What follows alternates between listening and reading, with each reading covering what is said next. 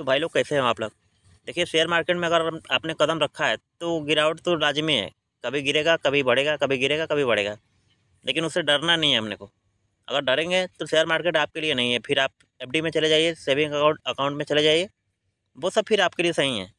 क्योंकि share market में अगर कदम रखा है ना, तो कभी ये बढ़ेगा तो कभी ये गिरेगा। ठीक है, तो गिरावट आपको देखना है कि गिरावट किस लिए हो रही है। और पूरा सेक्टर गिर रहा है, जिस सेक्टर में आप जा रहे हैं पूरा सेक्टर को देखिए। पूरा सेक्टर अगर गिर रहा है तो नॉर्मल है। कंपनी में अगर कोई फ्रॉड है तो भी केवल कंपनी गिर रही है। लेकिन अगर पूरा सेक्टर ही गिर रहा है तो कोई डरने वाली बात नहीं है। आपको उसमें देखना है कि भाई कंपनी हमारी मजबूत है, अवरेज करिए उसको। इस गिरावट में कितने सारे स्टॉक आपको मिलेंगे जो अवरेज करने के लायक हैं। अगर आपने पोर्टफोलियो नहीं बनाया हुआ है तो पोर्टफोलियो बनाने के लिए सेक्टर आइडेंटिफाई कीजिए कि इस गिरावट के माहौल में हमें कौन से सेक्टर में जाना है। ऐसा नहीं कि वाहियात किसी सेक्टर में चले जाना है। सेक्टर भी ऐसा ढूंढना है कि जिसमें ग्रोथ हो आने वाले समय में, उसमें प्रॉफिट दिख रहा हो, उसमें ग्रोथ दिख रहा हो। तो उस सेक्टर में आप जाइए, पोर्टफोलियो बनाइए।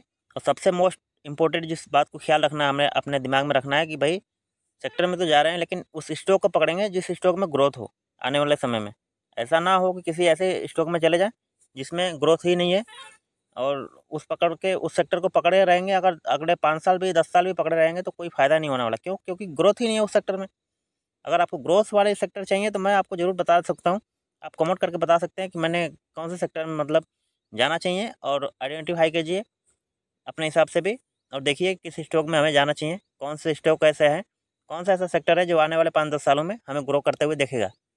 बाकी आपको अगर किसी स्टॉक के बारे में जानना हो तो ज़रूर कमेंट कीजिएगा, मैं आपको ज़रूर बताना चाहूँगा। मैं ये दावे के साथ कह सकता हूँ कि ऐसे ही कंपनी आपके साथ लाऊँगा, आपके सामने लाऊँगा जो आने वाले समय में ग्रोथ हो।